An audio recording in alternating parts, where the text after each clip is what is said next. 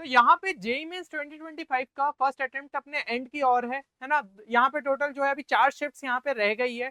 तो अब जो भी इन शिफ्ट के अंदर स्टूडेंट्स यहाँ पे बैठने वाले उनके लिए आज का वीडियो यहाँ पे फिर से काफी इंपॉर्टेंट रहने वाला है, क्योंकि कुछ और हम जो है शॉर्ट ट्रिक्स यहाँ पे देखेंगे जो कि अभी तक आपकी शिफ्ट्स हो चुकी है ना। पिछले जो है मैं यहाँ पे टोटल आपके लिए 4 वीडियोस ला चुका हूँ, जिसके अंदर हमने जेईई मेंस के क्वेश्चंस के अंदर ही देखा था कि किस तरीके से स्टूडेंट्स जो है स्मार्टली इन क्वेश्चंस को यहाँ पे सॉल्व कर सकते थे। तो अभी तक अगर आपने इन चारों वीडियो को चेक नहीं किया है तो जरूर से चेक करिएगा, क्योंकि ये चीजें ही जो है हमें यहाँ पे तैयार करेगी कि हम कल के पेपर में और ज्यादा जो है मार्क्स को अपने बूस्ट दे पाए।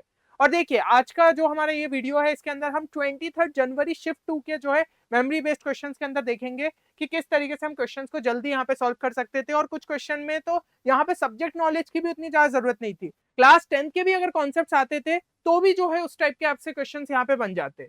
और बाकी जो है आप सेकेंड अटेम्प्ट के लिए भी हम आपके लिए और वीडियोस लाने का प्लान कर रहे हैं, तो अगर आप चाहते हैं तो जरूर से इस वीडियो को लाइक करिएगा ताकि हमें भी मोटिवेशन मिले कि आपके लिए जो है इस टाइप के वीडियोस और लेके आए। ठीक है, तो एक छोटा सा टारगेट अपन जो है 1000 लाइक्स का यहाँ पे लेते हुए चल रहे हैं।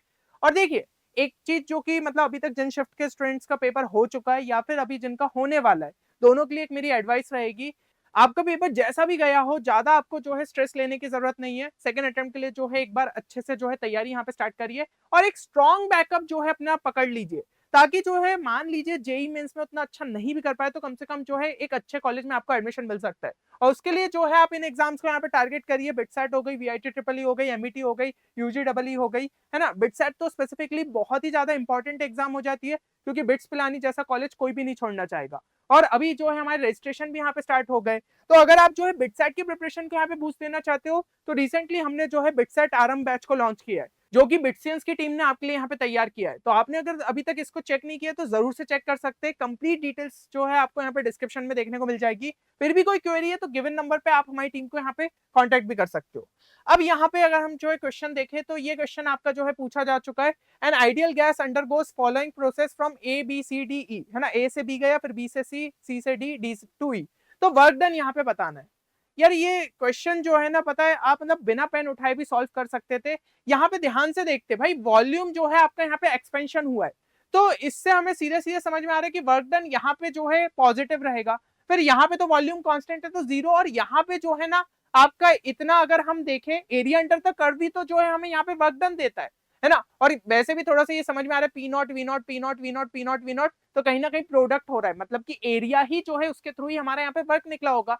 तो ये वाला जो है ये आपका किस साइड जा रहा है, वॉल्यूम आपका कम हो रहा है, तो ये एरिया जो है ज्यादा बड़ा है और ये वाला एरिया जो है ये छोटा है, तो ऑब्वियसली नेगेटिव आएगा वर्क। यहाँ पे नेगेटिव आएगा तो एक ही ऑप्शन है जो कि ऑप्शन 1, और सीधा हमारा सही आंसर हो जाता। बाकी सॉल्व करने का कोई जो है कोई मुश्किल नहीं था, एरिया ही निकालना था हमें। तो किसी स्टूडेंट ने जो है अगर ध्यान से इसको सॉल्व कर लिया होता, ये डिस्टेंस कितना है, ये अपना वी नॉट है, ये कितना है, ये पी नॉट है, तो ये हो गया पी नॉट वी नॉट। और इस पूरे रेक्टेंगल की अगर मैं बात करूं, क्योंकि इसके अंडर का जो है अपन को एरिया चाहिए था, तो ये टोटल कितना हो जाएगा, ये हो जाएगा 2v0, और ये टोटल कितना हो जाएगा 2p0। तो 2p0 इंटू 2v0 4p0v0, और वो किसका साइन रहेगा, नेगेटिव साइन रहेगा। तो इन दोनों को ऐड किया तो -3p0v0, यानी कि ऑप्शन 1 अपना सही आंसर है। तो इतना जो है इजी सा क्वेश्चन अपन को देखने को मिल गया था। मैच द करेक्ट डायमेंशन, यहाँ पे डायमेंशन जो है मैच करने थे। यार सबसे जो इजी अपने पास क्वांटिटी है उसको सबसे पहले मैच करो। वेलोसिटी देके रखा है, LT -1 होगा, क्योंकि वेलोसिटी क्या होता है, डिस्प्लेसमेंट अपॉन टाइम, तो LT -1। डी का अगर फोर्थ होने वाला है तो या तो ऑप्शन ये रहेगा या तो ये रहेगा। ये दो ऑप्शंस जो है ना, ये दो ऑप्शंस अपने जो है यहाँ पे कैंसिल हो गए। अब इसके अंदर अगर अपन देखें तो भाई ए का थर्ड तो पक्का है, तो ये भी अपना सेट हो गया कि हमें एक और क्वांटिटी यहाँ पे पता चल गई है। मोमेंट ऑफ इनर्शिया क्या होता है, मोमेंट ऑफ इनर्शिया यार किसी भी अपन जो है सिंपल सा बॉडी का सोचे mr², है ना, तो ml² जो है उसका यहाँ पे डायमेंशन रहेगा। तो ये फर्स्ट, यानी कि सी का जो है यहाँ पे फर्स्ट रहेगा। तो कौन सा जो है अपना, या तो ये ऑप्शन या तो ये ऑप्शन, ये ऑप्शन तो पहले ही कट चुका है, तो ये अपना जो है पॉसिबिलिटी ऑप्शन 3 अपना सही आंसर है। इस तरीके से जो है आप यहाँ पे कर सकते थे, है ना। तो अब जो है मतलब कि भाई आपको समझ में आ रहा होगा, मैच द कॉलम में तो एक आधे ऑप्शन किसी को अपन ने सेट कर लिया ना, तो आधे जो है अपने ऑप्शन यहाँ पे एलिमिनेट हो जाएंगे और उसके थ्रू अपना क्वेश्चन जो है इजी हो जाता है। अब ये क्वेश्चन यहाँ पे पूछ लिया गया था एलॉयस और मेटल्स, वैसे पता है ये मेटलर्जी का आ गया, जबकि मेटलर्जी आपके सिलेबस से हट गया है। पर अब डल गया क्वेश्चन, तो क्या यहाँ पे कुछ दिमाग लगा सकते थे?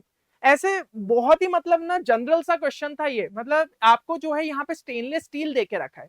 स्टेनलेस स्टील आपने मेरे हिसाब से यहाँ पे देखा होगा कि आपका जो है ना जनरली आयरन की जगह यहाँ पे यूज होता है, बोलते हैं कि आयरन मत लगाओ उस पर रस्ट लग जाएगी, तो स्टेनलेस स्टील लगा लो, है ना, उस पर रस्ट नहीं होगी। तो बेसिकली वो क्या है, एलॉय है ना, इस वजह से, लेकिन उसके अंदर आयरन तो प्रेजेंट रहेगा क्योंकि स्ट्रेंथ तो बनाए रखनी है उसकी, तो आयरन प्रेजेंट रहेगा, लेकिन दूसरे जो मेटल्स रहेंगे उसकी वजह से वो रस्ट वाली प्रॉपर्टी जो है ना वो यहाँ पे हट जाती है। तो यहाँ पे सही आंसर क्या रहेगा, आयरन सिर्फ एक ही के अंदर दिया है, वो है आपका ऑप्शन फर्स्ट, तो बी का फर्स्ट हो जाएगा। और अपनी किस्मत इतनी अच्छी थी कि एक ही में जो है बी में फर्स्ट दिया हुआ है, तो ये अपना सही आंसर हो जाता, बाकी सबसे अपन को मतलब ही नहीं था। इस तरीके से क्वेश्चन को आप इजीली सॉल्व कर सकते थे। नेक्स्ट अगर अपन देखें तो by using relation delta G is equal to delta H minus T delta S, एक तो भाई बढ़िया चीज है कि इक्वेशन ही दे दी, वैसे तो याद रहनी चाहिए, सिंपल सी इक्वेशन है। तो which of the following relation is incorrect for spontaneous reaction.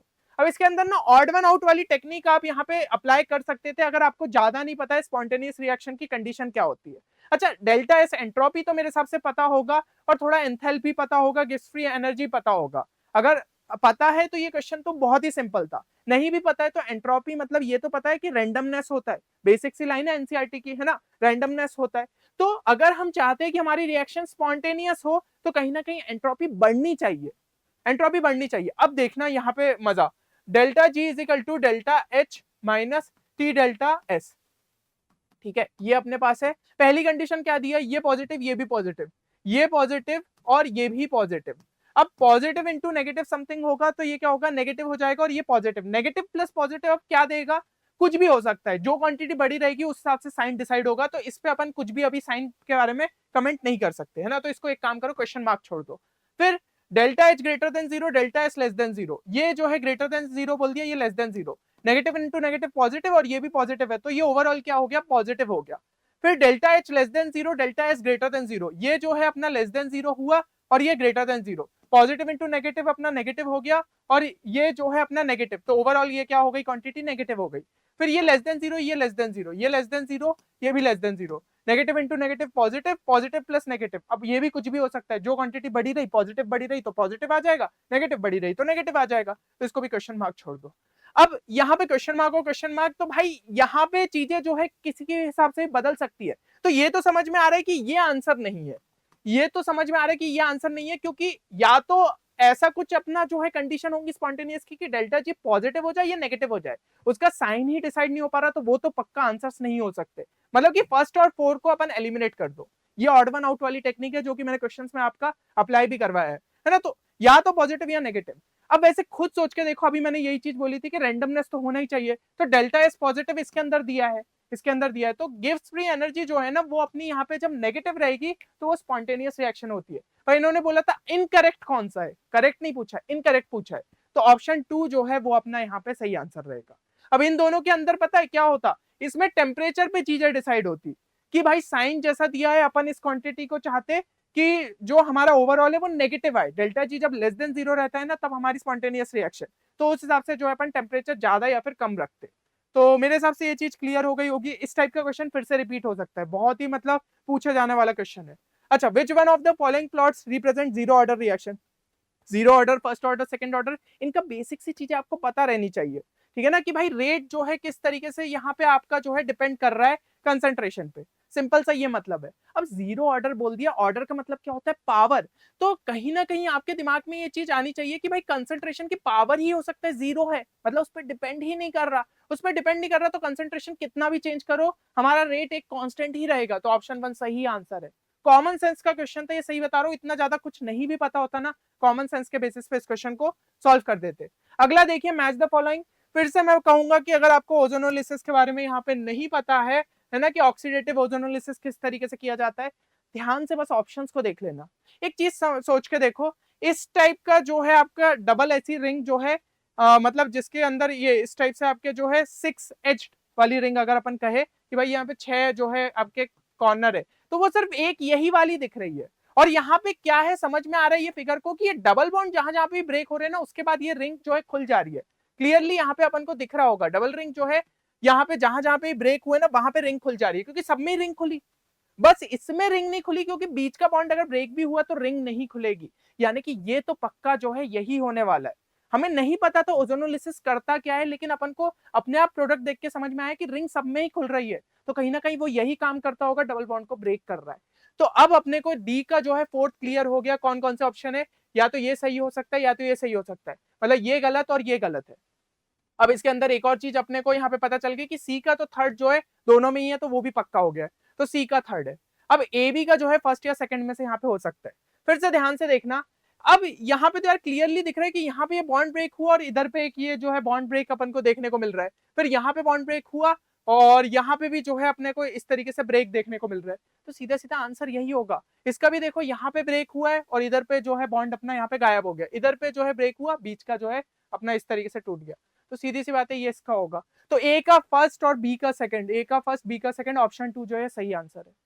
ये क्वेश्चन भी मतलब हमें नहीं उतना ज्यादा पता, ऑर्गेनिक में बार बार इस टाइप के मैच द फॉलोइंग आ रहा है, जहां पे स्टूडेंट को अगर नेम रिएक्शन नहीं पता हो, इस टाइप से चीजें नहीं भी पता हो, तो भी वो जो है जनरल मतलब कॉमन सेंस के बेसिस पे कर सकता है। पिछले पार्ट जाके देखना, हर एक में एक आधा तो क्वेश्चन मैंने ऐसा डिस्कस करा है। चलिए अगला यहाँ पे देख ले, तो अब भाई थोड़ा सा मैथ्स का देख लेते। मैथ्स के अंदर जो है ये आपका क्वेश्चन पूछा गया, late m 1/2, 1 be the midpoint of a chord to the ellipse x square by 2 plus y square by 4 equal to 1, तो लेंथ ऑफ कॉर्ड क्या रहेगी। अब ये कोऑर्डिनेट ज्योमेट्री का है, मैं मान के चलता हूँ आपको नहीं पता है कि ये किस तरीके से सॉल्व किया जाएगा, ठीक है। वैसे तो भाई ये क्वेश्चन बहुत ज्यादा कोई टफ नहीं था, बट लेंदी था, कैलकुलेशन थी इसके अंदर इन्वॉल्व। तो अब ये क्वेश्चन मैं मान लेता हूँ कि आपको नहीं पता किस तरीके से किया जाएगा, लेकिन अगर आपको एलिप्स बनाना आता है कि एलिप्स ड्रॉ किस तरीके से किया जाता है, क्योंकि वो बेसिक सी चीज है, तो वो अगर आपको पता है, ये पॉइंट यहाँ पे जो है प्लॉट कर दो, आपका आंसर यहाँ पे आ सकता है। चलिए तो यहाँ पे देखते हैं x square by 2 plus y square by 4 is equal to 1, ये हमारा एलिप्स है ना, और पॉइंट हमारा क्या है 1/2, 1, ये हमारा पॉइंट है। अब इसको हम यहाँ पे लिख सकते हैं एक्स स्क्वायर बाय रूट 2 का square plus y square by 2 का स्क्वायर इज इक्वल टू 1, और इसको कंपेयर करें स्टैंडर्ड जो हमारी एलिप्स की इक्वेशन होती है, x square by e square plus y square by b square is equal to 1, तो हमें पता चल गया कि यहाँ पे जो आपका ए है that is less than b, मतलब कि हमारा जो एलिप्स है ना ऐसा कुछ देखने को मिलेगा, मेजर एक्सेस इधर रहेगी और माइनर एक्सेस इसके अलोंग रहेगी। तो ये पॉइंट कौन कौन से हो जाएंगे, √2, 0 और -√2, 0, हाँ ठीक है। तो √2, 0 हमारा जो है कौन सा हो गया, ये हो गया, और -√2, 0 जो है हमारा ये हो गया, ठीक है। ये चीज अपन ने कर ली। फिर ऊपर के यहाँ पे पॉइंट्स क्या क्या मिल जाएंगे, 0,2 और 0,-2, तो ये हमारा जो है हो गया और ये हो गया। तो एलिप्स जो है अपन यहाँ पे ड्रॉ कर लेते, ठीक है। एलिप्स जो है अपन यहाँ पे, एक मिनट, एलिप्स थोड़ा सा मतलब यार ढंग का करेंगे ना तो उतना एक्यूरेट अपने को जो है आंसर मिलेगा, जितना मतलब रफली जो है बेस्ट अपना ड्रॉ कर लो। ये अपना जो है एलिप्स हमें मिल गया। अब ये पॉइंट बोला था 1/2, इसको प्लॉट कर दो, 1/2, यानी कि यहाँ पे 1/2 आ जाएगा और ये 1 हो गया, तो 1/2, 1 सही है, ठीक है सही है। अब 1/2, 1 अपने को यहाँ पे पॉइंट मिल गया। अब यहाँ पे क्या बोला था कि लेंथ ऑफ कॉर्ड, जहां पे 1/2, 1 जो है mid point of a cord है, ठीक है। तो कॉर्ड यानी कि भाई यहाँ पे इस तरीके से कॉर्ड जो है अपनी ड्रॉ हो रही होगी, और ये जो 1/2, 1 है ना, ये जो 1/2, 1 है, ये मिड पॉइंट होना चाहिए उस कॉर्ड का। तो क्लियरली ऐसे ही ऑब्जर्वेशन से थोड़ा सा समझ में आ रहा है, जो अपनी कॉर्ड है ना वो कुछ इस तरीके की हमें देखने को मिल सकती है, क्योंकि देखो ये और ये डिस्टेंस जो है अपने को यहाँ पे सेम देखने को मिल रहा है। अब ये जो है लगभग इस तरीके की अपनी यहाँ पे कॉर्ड हो सकती है, और यहाँ पे अब जो है ये डिस्टेंस अपन अगर एग्जैक्ट नहीं बता सकते क्योंकि ये पॉइंट अपने को नहीं पता, तो यहाँ पे अपन जो है ना फिर से विजुअलाइजेशन थोड़ी सी टेक्निक यूज करेंगे कि मुझे एक लाइन में अगर ऐसी ड्रॉ कर रहा हूं ना, ध्यान से देखना ये दो रेड पॉइंट्स को, क्योंकि ये दो पॉइंट मुझे पता है, ये ड्रॉ कर रहा हूं ना, तो ये लाइन रिलेटिवली उससे थोड़ी बड़ी है। सिंपल विजुअलाइजेशन से ऐसे करके सोचो, समझ आ रहा है। तो ये दो पॉइंट मेरे कौन कौन से, ये है मेरा 0,2 और ये है मेरा 1,0, है ना, क्लियरली जो है अपने को दिख रहा है। तो इसका टोटल डिस्टेंस कितना हो जाएगा, √5, मतलब जो हमारा आंसर है that should be greater than √5 या फिर उसके आसपास जो है होना चाहिए।